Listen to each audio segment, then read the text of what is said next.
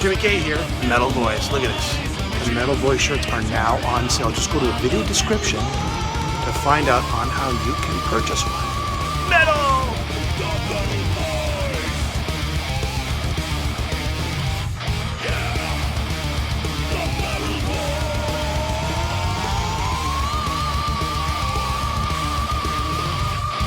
Welcome. I guess back, or kind of back to the Metal Voice. Stu Block, of course. Yeah. Been quite a few times. And Tim Roth's first time on the Metal Voice. First time. Hey. Baptized. Yeah, I'm a big fan of the show, so yeah, thanks. Oh, great. Jeez. Oh, good. We got fans, Jimmy. We got fans. We got two fans. Oh, we got or two. one. Well, don't jump to any conclusions there. All right, good news. Stu. Yeah, it's been too long, Stu. Great to have you back. Yeah, I think, last time, I don't know, it was probably... You were teasing us with possible new music. Yeah, and, I've been doing lots of sets. There's lots of new music out there with me on it. Rock and roll, man. It was a good time. We chat last time. It was, we had it was a pretty heavy, intense chat. Yes. It's been a while. And so obviously now back with Into Eternity, doing the thing. And of course, we're working on a new album. And it's gonna be pretty much a pretty awesome album. And I'm really looking forward to laying vocals down on it. Just in the middle of doing a new studio in my basement right now, so it's been hard at work at that. So I'm actually moving everything tonight, which is really exciting. So yeah, and then rock and roll. Tim. Studio basement. What's it going to be called? It's going to just be my studio basement. Stu Basement. You have a name, Stu Basements. 51. Tim, you're moving in and out. What's going on there? It's my studio. But yeah, Tim's moving in and out. What's going on? I don't know why my thing's doing that, but yeah, I'm not doing anything. So what's happening? Yeah, you know what it is? It's on intuitive mode. That's what it is. Sure. Yes. Stu had that phone problem. You got the intuitive thing happening. Tim, first time on the show, Into Eternity. I would say co-founder, correct? Yeah, I founded the band. Yeah. Co-founded the band. Came out with a few albums. I mean, you guys were, just to get some background here for everybody who's going to be watching, you put the band together, and with the internet is how this band first gained its popularity. Maybe tell us about that. Yeah. Well, geez, the internet we're just getting going with that. That was probably, I guess, 1996 is when I first started the band. And I just had a little 4-track tape machine that I could just record my riffs on and come up with vocal melodies and ideas and stuff. So yeah, I basically took a $3,000 loan out because I just had like a job that I was working, and recorded an album. And then from that point on, we could start sending out demo CDs to every, we could go on the internet and we could see the different radio stations. And then we ended up sending a song to Brave Words and Bloody Knuckles. Hey. And then that's how we kind of got on the Canadian scene, and that was in the late 90s by then. Wow. And then Stu came along a few albums later. How did you guys meet there? Bumped into each other, or? No. We met on a dating site. It was a dating message board for metalheads, and I liked his style. You like his profile, his thumbnail. No, I was in a band. So I guess how, I don't know, from Tim's perspective, from my perspective, I was in a band called Omegacron back in Vancouver, and we did like our own original stuff, and it was like a little bit of death vocals and some clean singing, and then we did this cover of Painkiller, and we played the Gaslight. We were touring across Canada, and we played the Gaslight, and Tim came out and watched our set, and I was already a huge fan, and once we heard that he was coming out, we were like, holy crap, Tim from Into Eternity is going to come out and check out our band, and we were super stoked. And he didn't stay to talk to us because I thought he hated me or something. So like I was like, oh man, I wanted to meet him. But anyway, long story short, then this was during MySpace days, right? So, and then did that whole thing, and always a huge into it, the whole band, like Omega Crom. We were all big into Eternity fans, just because it was different and it was Canadian and it was just totally ahead of its time, and we were just totally into that.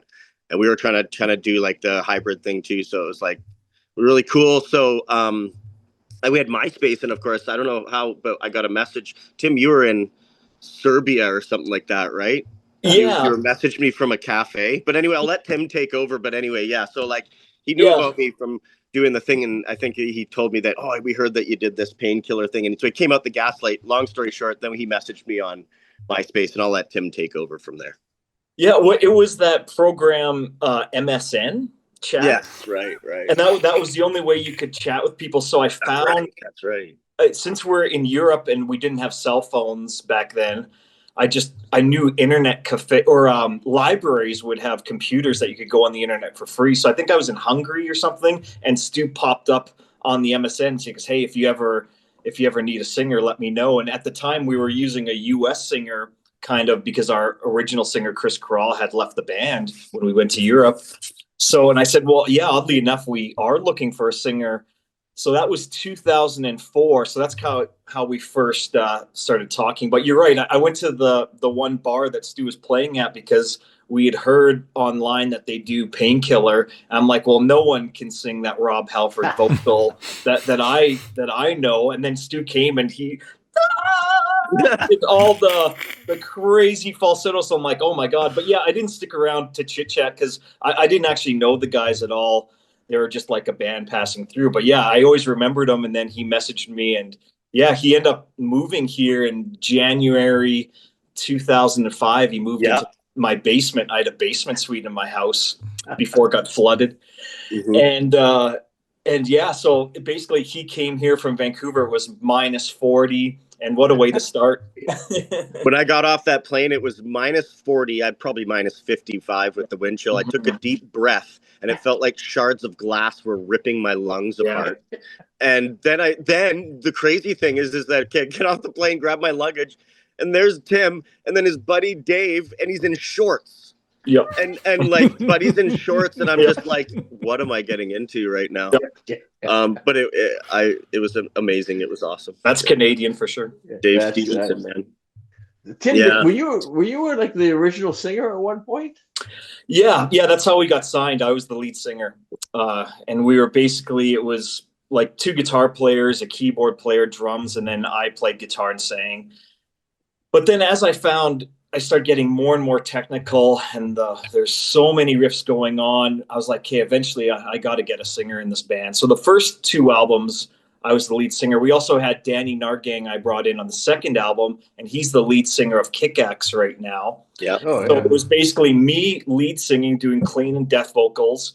And then Danny, the lead singer of Kick-Axe now, was doing clean vocals, and then we could harmonize. And then we brought back our original singer, Chris Corral, for the third album, Buried in Oblivion. He was the original singer. And so, yeah, we brought him for that album, which was a big album for us, Buried in Oblivion. And then that's what got us basically touring all through the U.S. Like in 2003, we went out with Hate Eternal, Cataclysm, Dying Fetus. And then that would got us to Europe. We did like a German tour. Then we do like Rock Hard Festival, Gods of Metal with Rob Halford. We played in 2004, right before Stu joined the band. We played with Judas Priest, and our dressing room, as Into Eternity, was right next to Judas Priest. So I got to talk to those guys. I'm like, hey, I'm from Canada. I'm a big Judas Priest fan. And Rob had just joined the band, but he had his own tour bus. So he basically rejoined the band. He just rejoined the band again. So it was a big time for Judas Priest. So, but then we got Stu in 2005, and then that's when we really started touring the U.S. heavy with, Morphus, Opeth, Nevermore, Stradivarius is when we first started coming to Montreal, and like Ed Guy, all the Haunted, Scar Symmetry. So all these tours we started to do then. And it was funny doing those death metal tours with like Christian and Hate Eternal, all those death metal tours, because we were singing and we were like, we'd be doing death vocals, and all of a sudden we'd be doing like 3-part vocal harmonies and stuff, and it was crazy. And I'll tell you, sometimes it was like those were some pretty heavy crowds, and we had people like turning their backs on us and stuff, and it was crazy. But it was also you made fans too, right? It was really cool. Though that was a really fun time, man. Yeah. Well, it was 20 years ago, so there wasn't the hybrid thing wasn't super popular. So the fact that we were doing so many death vocals and then the clean vocal harmonies. I remember remember Stu on stage, they're like, this band is very strange. They're a very strange band. But now it's common. Every single band in the world does They're death doing vocals. it now. Yeah. All the singers I know that are now doing it, and it's like this. It's really cool to see it. You got like bands like Ginger and stuff, and you know, and that's man. It's cool. A really cool thing. We were, like I said, even before we were ahead of our time, and even with the band I was in Vancouver, we were like totally weird. Like we were just slapping crap together, just whatever sounded cool. And then, then Into Eternity, the reason I loved Into Eternity, because it was far more organized. It was like, okay, this is like for good production and all that kind of stuff. And man. So that, fun. That first little beginning, man. I looked at video of me and I was like a twig. I was a little twig back then, eating nothing but like bread and just metal. but guys, there was this, I remember Opeth. I mean, there was this backlash. There was this backlash of, you're a death metal band. Yep. And if you go clean singing, you've sold out. Mm-hmm. You know, there was that backlash. Like they were hardcore, the death metal folks. And I think they still are today. Like as soon as you guys going into the hybrid mode, it's sort of like, okay. It was a no-no. Where do we stand on this? Right. I mean, did you ever get that? But there's bands, like when I was a kid, when before Into Eternity, my other bands, we were doing clean singing and death singing. And that was because Acid Bath was doing it already. Fear Factory, 1995, demanufactured. Burton's doing the most beautiful clean singing, then boom, brutal death. So for me, I'm like, well, when I make my new band Into Eternity, of course, this is what we're going to do. And Cynic was doing it. They're doing progressive metal. They had death vocals. Plus then they had the robot clean singing, doing those nice melodies.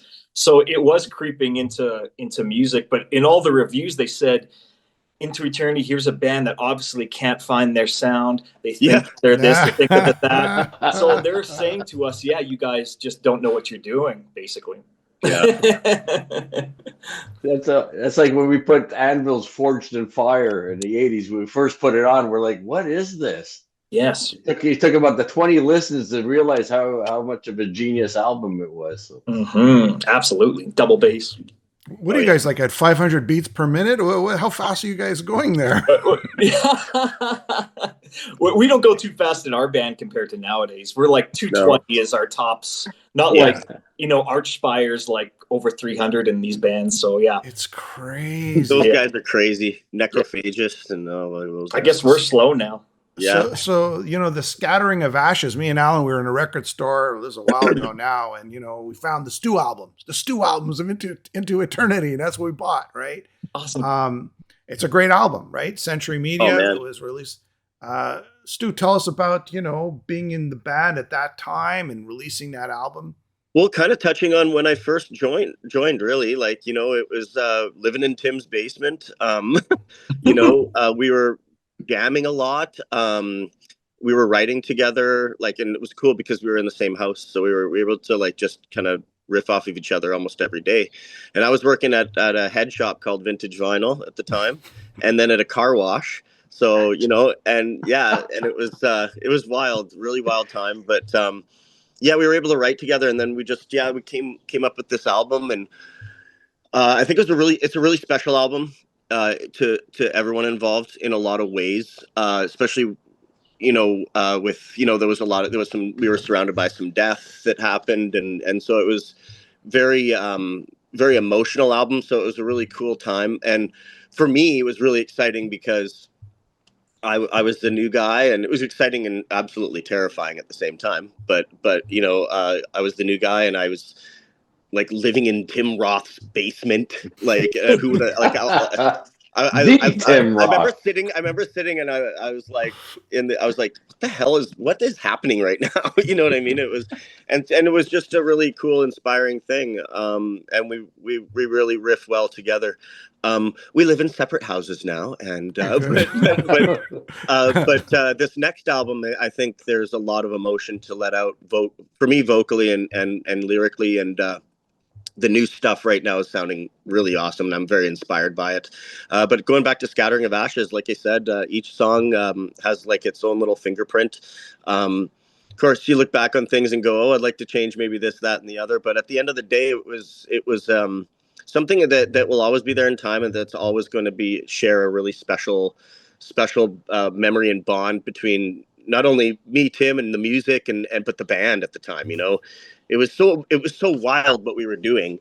We were hopping in this van and just crossing the border and getting all sorts of crap and dealing with all sorts of stuff and stuff I never would have fathomed I'd ever have to deal with. But I think it, and when I look back on it, I think it just molded us as humans, and it made us it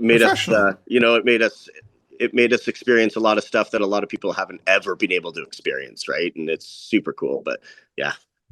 Hey, and fun fact, Andy Sneap mixed the Scattering of Ashes, and now it's awesome that he's in Judas Priest. So it's like, oh, yes. What a connection. Yeah. Well, the first way we got Stu was because Judas Priest, he's doing Painkiller. Then we got to play with Judas Priest in 2004, Gods of Metal, 20,000 people. Then Andy Sneap got to... Tim, I just want to tell you something. I want to tell you something. Your whole head is like being cut off right there. Oh, yeah, I'm going too close up. Yeah. Thanks to Judas Priest. Yeah, man. There's a lot of connections with that, because even for me as a singer, I've always been a massive Rob fan, and yeah, for sure. Priest has always been a kind of a running vein within the band, for sure. Yeah. So okay, and then Stu, of course, unfortunately, I guess, or fortunately, he moves on to Iced Earth right when the band's getting some creative momentum. We'll say, right, Tim? Well, that must have been like, Stu, what are you doing here? Stu, why are you leaving us? It was a weird time. Yeah, basically. Yeah, I was having my son, who's actually, it's funny, he's 16, and now he's working a summer job. I got to go. He's got a mustache. He's got a mustache now. And a mullet. Yeah, amazing. So it's amazing. Basically, we did like the Symphony X tour, which was another Dream tour with us. Before that, we had done the Megadeth tour, then the Dream Theater tour in 2007. Yeah. And then in 2008, we did Symphony X Epica. And then they did the Iced Earth tour, and that's how they saw Iced Earth, or Stu sing every night. John Schaefer would have been watching them.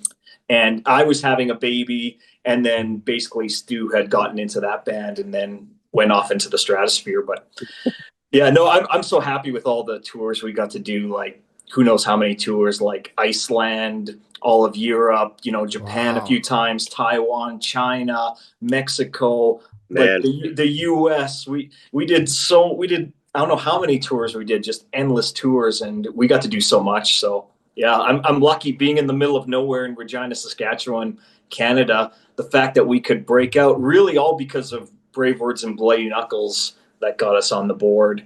And then we got signed to DVS Records in Europe, and then Century Media Records in the US, and then it was game on.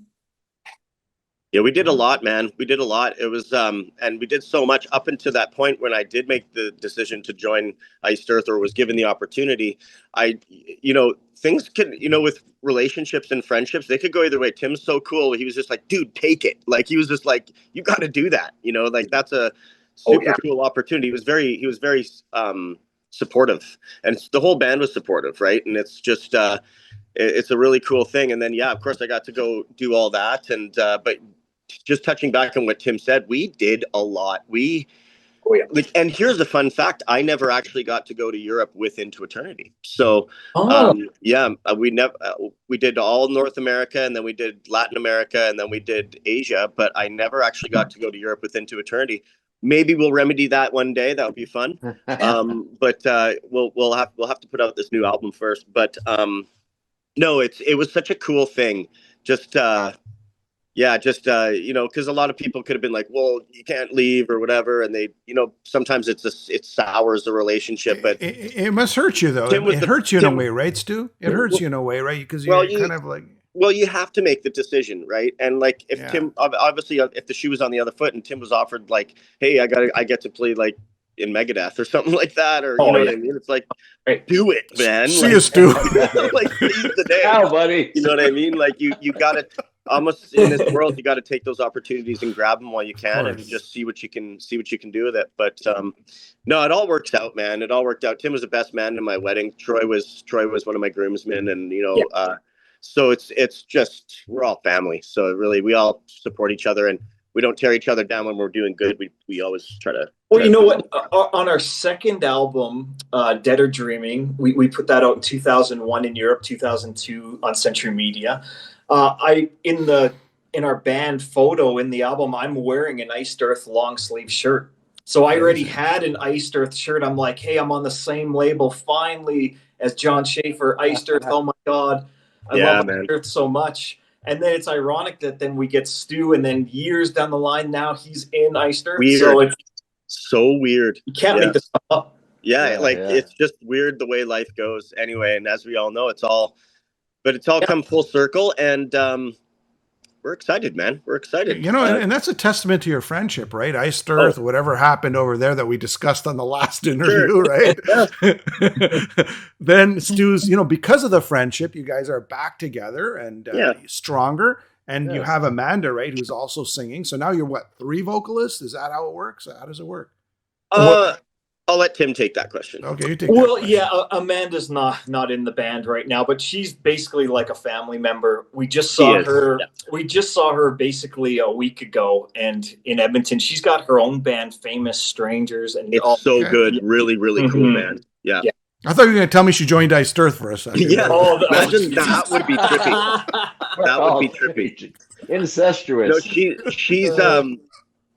she's doing great, man. We just got to see her, and we all had we're all buddies. She's still, like Tim said, we're all family. There is nothing. She just, I think that's cool that she's doing some cool stuff out there, and she just wants to focus on that, and that's totally understandable. Yeah. All right, that's okay. Prog Storm Festival in Montreal. Yes. August the 9th. You guys are headlining. I think it's a Saturday. I can't remember if it's a Saturday or not.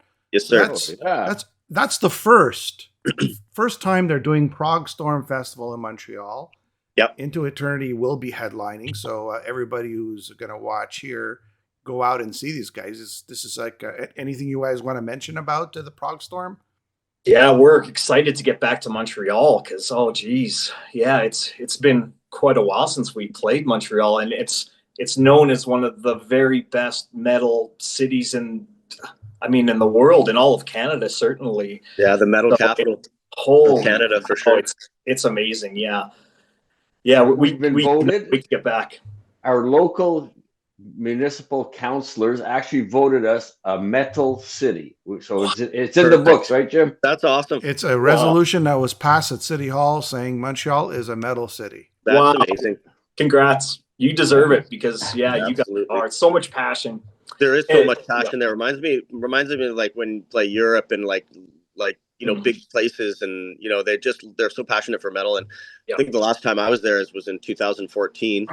I'm super excited to come out. It's going to be great. Where'd you guys play there in 2014? I know we played the medley. I think the medley's not there. And that's gone. Campus, we'd always play. You know where, Alan? We saw Iced Earth at Metropolis. Right. Yeah. M-Tellus, as it's known now. That's called the first time we met Stu. Yeah. It was a Symphony X. I guess it was a cold headlining tour with Symphony X. So. Oh yeah. I remember that tour. That was that was so fun. I think Stu played twice. Yes.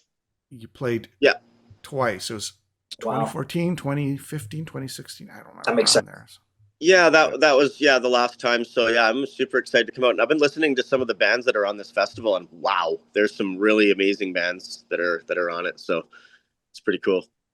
Yeah, so what's happening with the album? Where are we? What label? When's it going to be released? What's going on? Let's promote this there. Well, all of our albums recently, we've all worked with M Theory Audio. I don't know what we're going to do with this new album. We're self-financing the new album, and yeah, first, I mean, it's been a long process. This has been going on for years now, really. All we have left is 4 songs for bass. All my guitars, drums, everything is all done. Basically, yeah, there's not much left. It'll be Stu's vocals will be the last thing here. So yeah, 10 new songs. There may be 12 songs because we have a couple bonus songs as well. But yeah, the album's almost done pretty much. So what kind of what are we talking about? A continuation of what you're doing, or yeah, it's actually straight up country. Don't lie to them. That's what I was about to say. Country and Western. I can see it. Country Western.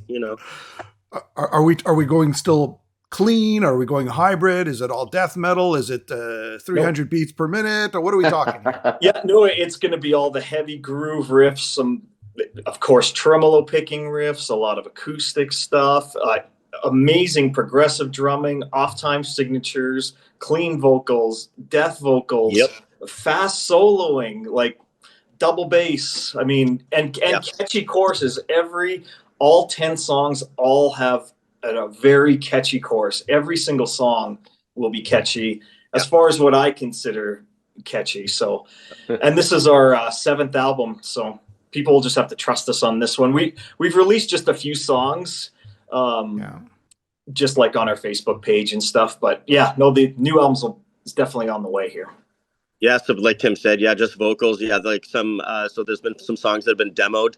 I'm going to be as soon as, like I said at the beginning, as soon as the studio's totally finished, I'm diving in, and it's going to be great. The music breathes really good too. It's exactly what you would expect from Into Eternity, really. You know what I mean? And the cool thing about Into Eternity, and I've talked to Tim about this before and the whole band about this, is like we can do whatever the heck we want to do. You know what I mean? We can. Like to a certain extent, but we have a lot of reign to switch it up and do different things and explore different avenues and stuff. So I think it's going to be really cool.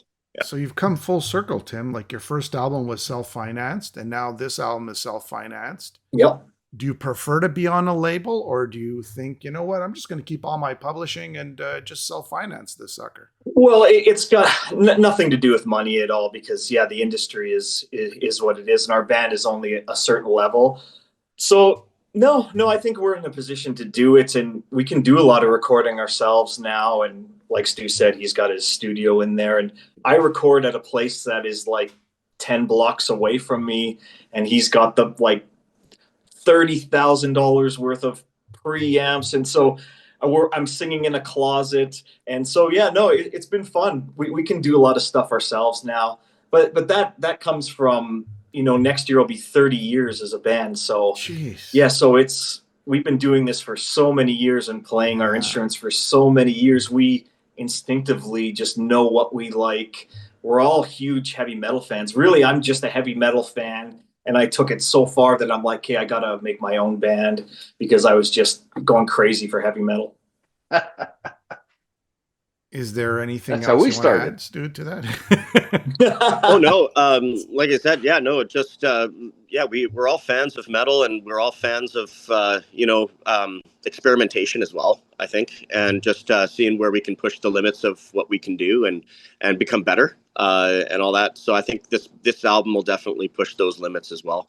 And I think it'll be really, really fun, and it's going to be a great experience. And we're going to be able to touch on we're going to be able to get a lot out off of a lot of emotion out. And like I said, from what I'm hearing, it's really, the album breathes in so many different ways organically that I think people really dig it.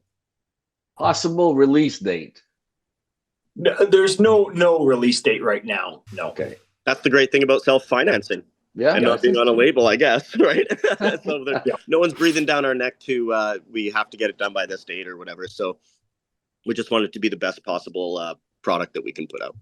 Yeah, basically, M Theory Audio, they've done a lot for us too. So got to give them props for sure. They've just re-released a lot of our back catalog and on vinyl, special edition vinyl and stuff. So if anyone's interested, they could just check out M Theory Audio, and they could always pick up our past albums with them. We were signed to Century Media for all those years, and Marco was the president, and he's the one, after he left Century Media, he made his own label. So that's M Theory Audio. So Okay, that's how we hooked up with Marco. So we've been dealing with Marco for over 20 years as well, maybe 22 years. So Good to have that history. This goes way back. Yeah. So when you play live, what could people expect in terms of a set list?